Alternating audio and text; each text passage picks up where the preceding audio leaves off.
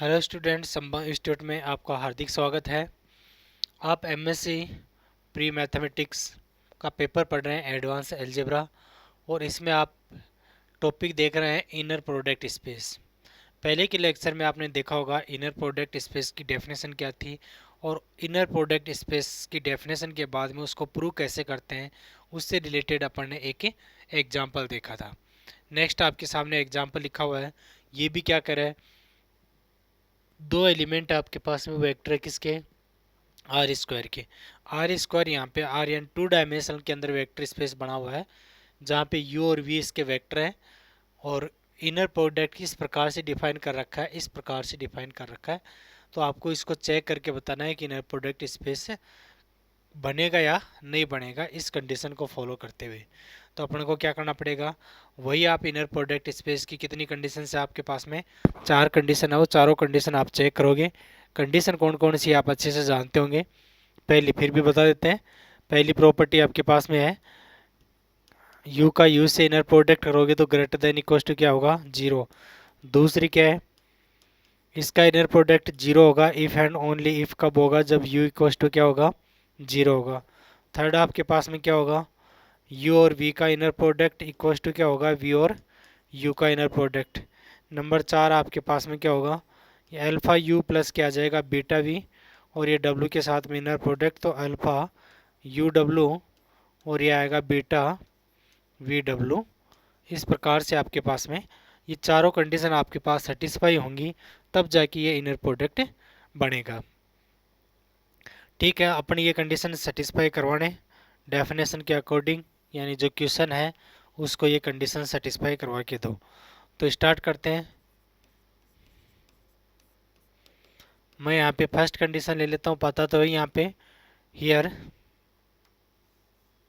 Since यहाँ पे are square है, जो किसके ऊपर, फील्ड आर के ऊपर क्या है, एक वेक्टर स्पेस है।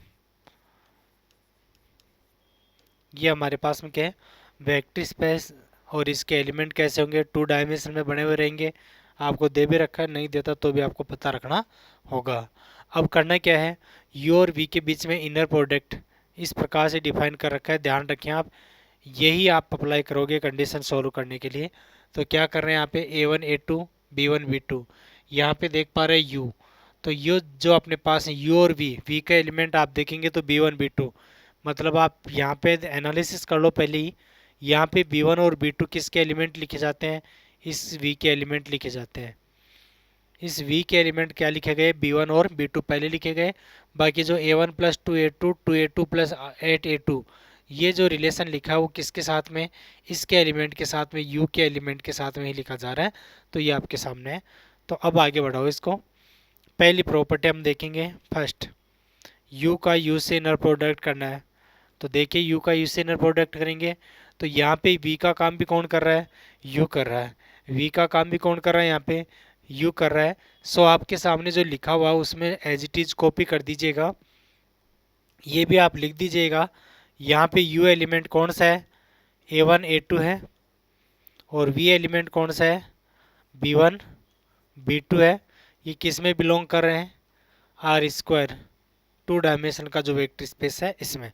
इसको सॉल्व करना पड़ेगा, तो सॉल्व क्या करोगे, इस B1 B2 की जगह भी क्या रखना पड़ेगा आपको, A1 A2। इसकी जगह क्या रखना पड़ेगा, A1 A2 रखना पड़ेगा, रख दीजिएगा। ये तो है A1 प्लस 2A2 प्लस, इसकी जगह आप करोगे A2, यह 2A1 प्लस 8A2, ये अपन ने यहाँ पे लिखा है। अब क्या करेंगे, इसको सोल्व करेंगे। सोल्व करके देखेंगे कि ग्रेटर देन 0 आ रहा है या नहीं आ रहा है। तो ये ऐसे तो पता नहीं चलेगा, अभी थोड़ा सोल्व करोगे तब पता चल जाएगा। देखें, इसका इससे मल्टीपल कर रहे हैं तो ये आ रहा है A1 का स्क्वायर आ रहा है plus 2A1 A2, 2A1 A2। यहाँ पे आगे बढ़ोगे तो क्या आएगा, प्लस 2A1 A2 आ गया, प्लस 8A2 का स्क्वायर। वहाँ से अभी भी पता नहीं चल पा रहा है, इसलिए आप थोड़ा और सोल्व करो। ये आ रहा है A1 का स्क्वायर प्लस 4A1 A2 कर दो इसको, और आगे जो 8 a2 स्क्वायर है, काम करते हैं उसको 4 a2 का स्क्वायर कर दो और प्लस 4 a2 स्क्वायर अलग कर दो। ऐसा करने से हमारे को ये फ़ायदा मिलेगा, ये किसी का होल स्क्वायर बन रहा है। और किसका होल स्क्वायर बन रहा है? ये बन रहा है a1 प्लस 2a2 का होल स्क्वायर बन रहा है। a1 प्लस 2a2 का होल स्क्वायर, इसका होल स्क्वायर खोलोगे तो आपके पास ये आएगा, a प्लस बी के होल स्क्वायर से खोलोगे तो ये टर्म आ जाएगी आपके पास में। ठीक है, आगे आप देखोगे तो प्लस 4a2 स्क्वायर मतलब 2a2 का होल स्क्वायर। आप इस रिलेशन को देखोगे तो आपको पता चल रहा है ये ग्रेटर देन जीरो है। क्यों भाई ग्रेटर देन जीरो? क्योंकि दो जो रियल नंबर है उनका स्क्वायर आ रहा है, स्क्वायर का सम आ रहा है, तो नेगेटिव होने से तो रहा। पहले वाले एग्जाम्पल में भी ऐसा रिलेशन आया था। तो इसका जो है अपने पास में ये अधगर की क्या हो सकता है? जीरो हो सकता है। और यहाँ इससे क्या होगा? अधिक होगा। माइनस तो आने से रहा, क्योंकि यहाँ पे जो रियल नंबर है, रियल नंबर का क्या हो रहा है? स्क्वायर हो रहा है। यहाँ पे भी रियल नंबर का क्या हो रहा है? स्क्वायर हो रहा है। इसका मतलब यहाँ पे क्या लिख दिया जाएगा? ग्रेटर देन जीरो लिख दिया। ठीक बात है। वेयर ये पता है a1 a2 एलिमेंट किसके हैं? आर के एलिमेंट है, रियल नंबर के एलिमेंट है। तो हमारे पास में जो इनर प्रोडक्ट की जो पहली कंडीशन है वो आपके पास में सेटिस्फाई हो चुकी है। दूसरी कंडीशन अपने पास में क्या है? दूसरी कंडीशन अपने पास में है कि भाई u का u से इनर प्रोडक्ट आप जीरो लेके चल रहे हो, तो इफ एंड ओनली इफ आपके पास में क्या होगा? u इक्वल्स टू क्या हो जाएगा? जीरो हो जाएगा। तो मैं लिख रहा हूँ यहाँ पे नेक्स्ट कंडीशन, इफ है u का u से इनर प्रोडक्ट क्या ले रहा हूँ मैं यहाँ पे? जीरो। तो if and only if both implies that u equals to क्या आना चाहिए आपके पास में? जीरो आना चाहिए। तो u जीरो आएगा या नहीं आएगा? ऐसा नहीं लिखेंगे कि भाई ये लिख दिया, इतना लिखने से काम नहीं चलेगा। तो डेफिनेशन लिख रहे हो आप, ठीक है, ये रिजल्ट निकाल के बताना पड़ेगा अपने को। तो निकालेंगे, यहाँ पे u का u से inner product equals to zero. तो u का u से इनर प्रोडक्ट लिखो पहले। तो u का u से इनर प्रोडक्ट अपन पहले अभी लिख चुके थे, वही लिख दीजिए आप। तो u का u से इनर प्रोडक्ट यहाँ पे लिख रखे थे, उसका यूज करते हुए यहाँ पे आ जाओ। क्या करोगे यहाँ पे? a1 a1 a1 plus 2a2, ये लो भाई a1 a1 a1 plus 2a2 plus a2 2 a1 plus 8a2 2a1 plus 8a2 equals to zero. अपन ने क्या किया? u का u से इनर प्रोडक्ट लिख दिया जो गिवन है अपने पास में, उसका यूज करते हुए सामने आपके। आगे इस टर्म को बढ़ाओ, ये देखिएगा इसका होल स्क्वायर बन रहा है। अभी क्या था वही लिख रहा हूँ मैं, a1 a2 आ गया प्लस यहाँ पे देखिएगा 2a1 a2 आ गया प्लस 8a2 का स्क्वायर हो गया इक्वल्स टू जीरो। नेक्स्ट आप बताएंगे a1 स्क्वायर प्लस 2, यहाँ पे 2 के बजाय यहाँ पे ऐड कर दो तो 4 क्या हो गया? a1 a2।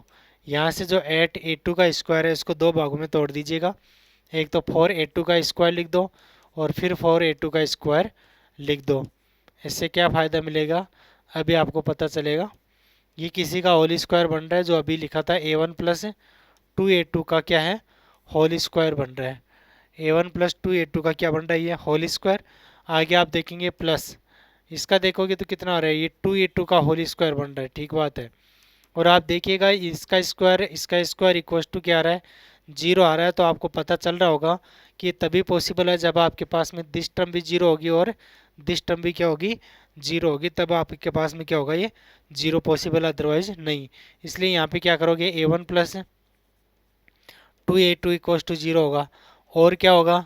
यहाँ पे 2a2 को भी आप किसके इक्वल टू करोगे? जीरो के इक्वल। या मैं इसको ये भी लिख सकता हूँ कि a2 की वैल्यू किसके आ जाएगी? जीरो के इक्वल आ जाएगी। a2 जीरो आ गया तो यहाँ पे पुट करोगे तो यहाँ पे a1 plus 2 into zero equals to zero. मतलब a1 भी आपके पास में क्या हो गया? जीरो हो गया। कुल मिला के हमारे पास में वैल्यू आ रही है a1 भी हमारे पास में जीरो आ गया और a2 भी हमारे पास में क्या हो गया? जीरो हो गया। इसका मतलब यदि मैं बात करूँ u की, तो u था क्या? तो u a1 a2 था और आप a1 की जगह जीरो रख रहे हैं, a2 की जगह जीरो, मतलब आपके पास में जीरो वेक्टर कह रहे हैं। आपको क्या चाहिए था? ये चाहिए था यू का यू से इनर प्रोडक्ट करना था और आपको क्या लाना था, 0 लेके आना था। तो ये हमारे पास में इनर प्रोडक्ट की कौन सी कंडीशन प्रूव हो चुकी है, सेकंड कंडीशन भी प्रूव हो चुकी है। नेक्स्ट अपन थर्ड कंडीशन में चलते हैं। थर्ड क्या है, थर्ड आपके पास में है यू का क्या भाई, यू का वी से इनर प्रोडक्ट कर दो और वी का यू से इनर प्रोडक्ट कर दो, दोनों वैल्यू क्या आनी चाहिए, सेम आनी चाहिए। ये आपके पास में सिमेट्रिक कंडीशन कहलाती है। वैसे इसका किस नाम से जाना जाता है, सिमेट्रिक प्रॉपर्टी के नाम से जाना जाता है। ठीक है, तो ये सिमेट्रिक प्रॉपर्टी आपके पास में क्या होगी, सेटिस्फाई होगी। कैसे होगी देख लीजिएगा। मैं यहाँ पे थर्ड कंडीशन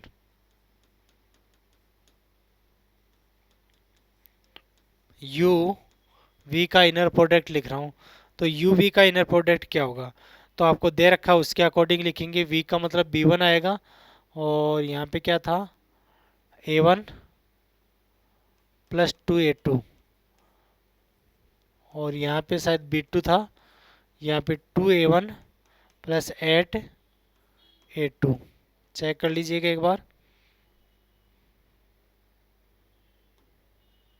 ये रहा यू का वी से inner product B one A one plus two A two, B two two A two plus eight A two, ये अपने पास में था, वो ही अपने आगे लिखा है, ये अपन ने लिख दिया। अब हम क्या चाहते हैं, वी का यू से इनर प्रोडक्ट चाहते हैं।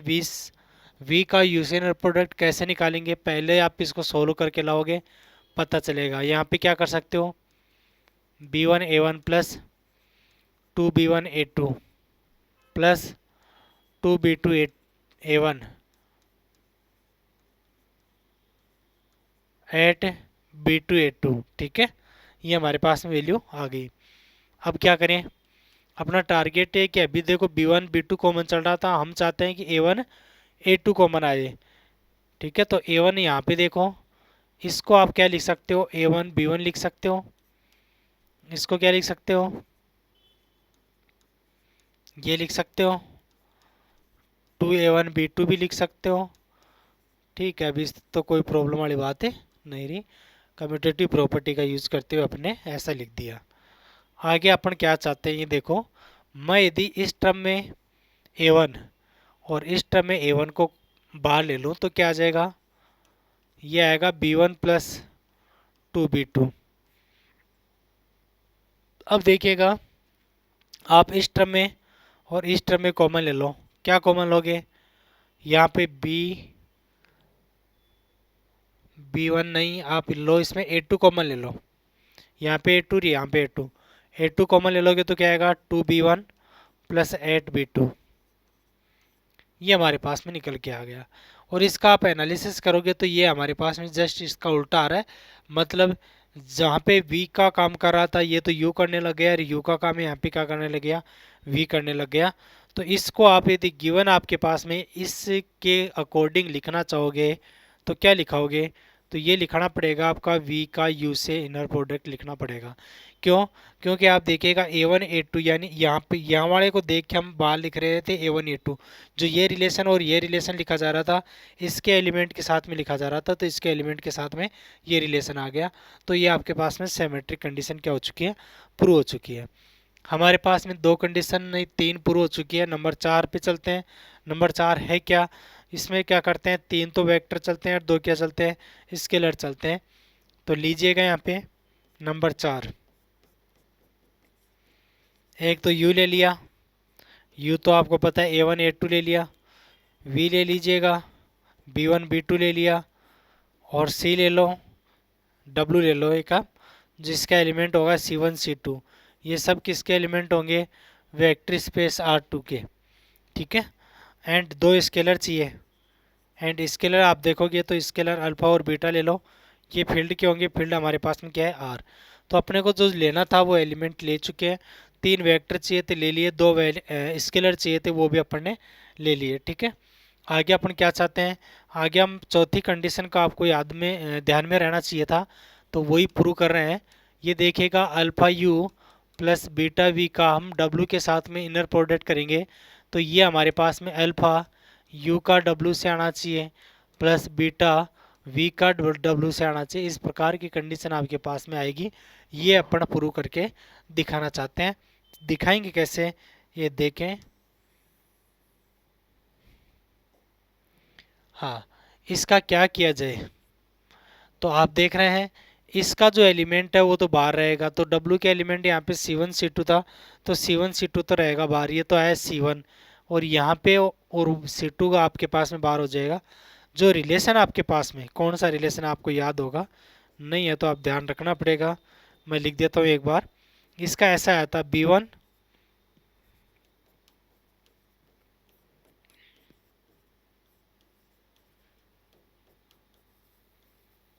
ऐसा रिलेशन बना हुआ था। इस अकॉर्डिंग, इस रिलेशन के अकॉर्डिंग आपको इसको लिखना है, तो लिखो ये जो अपने पास में W है ये B का काम कर रहा है, तो B1 C1 दे दिए इसका। इसका जो एलिमेंट है वहाँ पे देखो पहला एलिमेंट, ये जो एलिमेंट है इसका मतलब आपको पता है A1 A2 था, और इसका मतलब क्या था B1 B2 था। तो इसके अकॉर्डिंग देखो पहला प्लस दूसरे का 2 से मल्टीपल, पहला एलिमेंट A1 प्लस दूसरे A2 का 2 से मल्टीपल करके फर्स्ट ब्रैकेट में लिखा जा रहा है, तो आप यहाँ पे भी ऐसा ही करेंगे। इसका जो पहला एलिमेंट आएगा alpha U plus beta V, इसका क्या लिखा जाएगा अल्फा U प्लस, यहाँ पे लिख देता हूँ मैं एक बार, alpha U plus beta V का मतलब क्या है, तो ये तो आया अल्फा U का मतलब आप जानते हैं A1 A2 है, और ये बीटा प्लस में V का मतलब हम कह रहे हैं B1 B2 है। ठीक है, अपन इसको क्या लिखने वाले हैं alpha A1 plus beta B1, और यहाँ पे alpha A2 plus beta B2, इस तरह से आप नोट कर रखें। आगे बात आप इधर से सोल्व करते हुए जा रहे हो, ये टर्म इसका ध्यान रखो। तो क्या कर रहे थे, इसका पहला एलिमेंट प्लस दूसरे एलिमेंट का 2 से मल्टीपल, पहला एलिमेंट ये रहा alpha A1 plus beta B1 plus 2 2, दूसरे एलिमेंट को 2 से मल्टीपल करते हुए लिख रहे हैं, तो 2 से मल्टीपल करोगे तो क्या आएगा 2 alpha A2 plus 2 alpha B2, ये हमारे पास में इसके अकॉर्डिंग ये लिख दिया गया है। दूसरा आपके पास में है B2, B2 ये रहा B2 आपके पास में, B2 का मतलब यहाँ पे क्या आएगा W काम कर रहा है, W का मतलब यहाँ पे C1 C2 चल रहा है, तो यहाँ पे लिखा जाएगा C2, और यहाँ पे आगे देखोगे तो 2A1, यहाँ पे देखिएगा 2A1 प्लस 8A2, 2A1 ये रहा A1 का काम ये करेगा। ठीक है, और इसको 2 से मल्टीपल करना है, इसको 8 से दोनों को सम करना है, तो लिख दीजिएगा यहाँ पे यह आया 2 alpha A1 plus 2 beta B1, 2 beta के आगे यहाँ पे B1, next plus 8 8 alpha A2 plus 8 beta B2, ये हमारे पास में वैल्यू आ चुकी है। इसके अकॉर्डिंग जैसे अगले ने मैप दिए वैसे अपन ने नोट कर दिया। अगला टारगेट क्या है, अगला टारगेट है इसको सोल्व करके दिखाना अपना को, कर दीजिएगा सोल्व।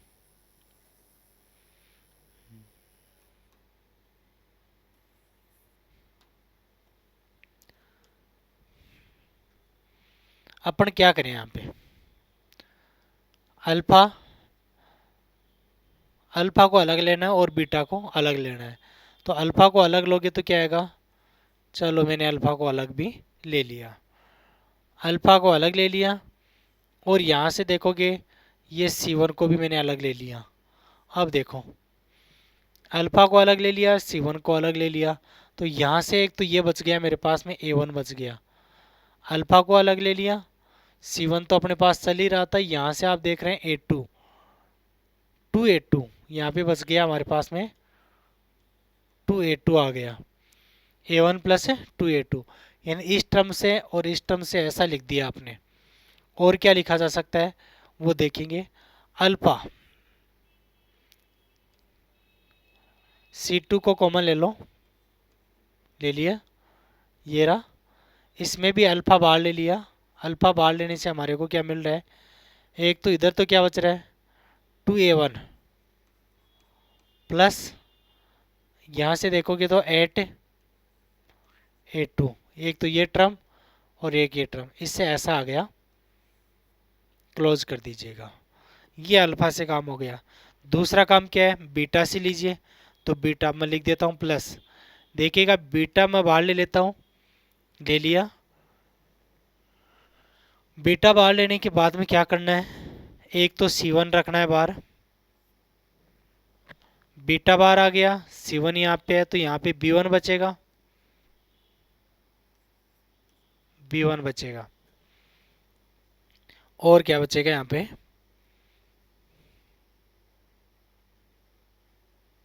यहाँ पे अपन ने देखा है कि ये 2, तो यहाँ पे देख रहे हैं बीटा आएगा अपने पास में, ये बीटा रहेगा, तो यहाँ पे बीटा कॉमन आ गया, C1 आ गया, B1 आ गया, यानी इस टर्म में और इस टर्म में से आप ले रहे हैं बीटा बार, ले लिया। C1 भी आपके पास में बाहर आ गया, तो बीटा 1 प्लस क्या हो गया, 2B2। फिर इसके बाद में आगे बढ़ोगे नेक्स्ट इस टर्म में, तो इसमें हमारे पास में C2 तो बाहर हो गया, इसमें आप देखोगे तो ये एक तो आ गया 2 बीटा आ गया, और एक आगे देखोगे तो 8 बीटा भी बाहर आ गया ना, बीटा हमारे पास में बाहर आ चुका है। तो बच क्या रहा है यहाँ पे, 2B1 प्लस 8B2, ये हमारे पास में वैल्यू बच गई है।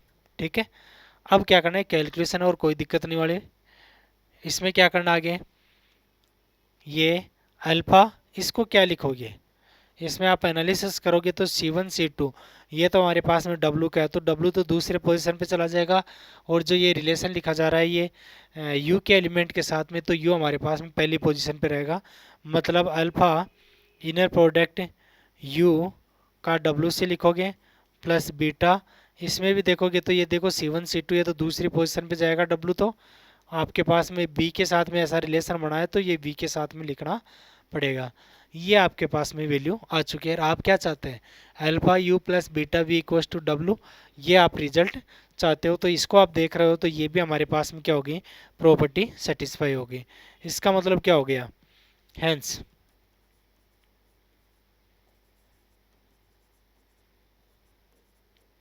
गिवन, ये हमारे पास में क्या है, कैसा था ये ऐसा था B1 A1 plus 2A2 plus B2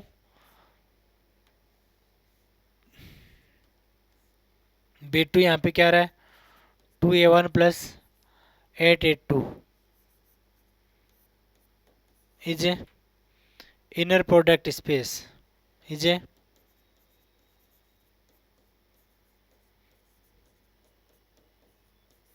inner product space on R square, vector space किसके ऊपर, आर स्क्वायर के ऊपर ये वेक्टर स्पेस बन गया।